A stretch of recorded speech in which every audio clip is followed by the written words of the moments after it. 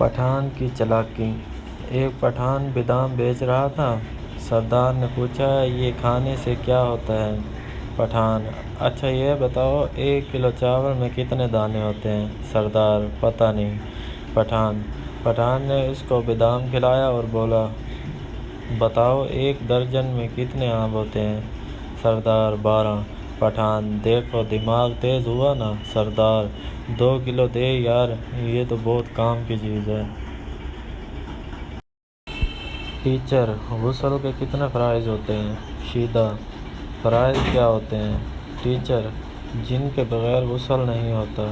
شیدا: 4۔ Teacher: شاباش، کون کون سے؟ شیدا: بالٹی، مگا، صابن، تولیہ۔ ایک مرغا دیوار پر بیٹھا اپنے مالک کو دیکھ رہا تھا۔ مالک بہت بیمار تھا۔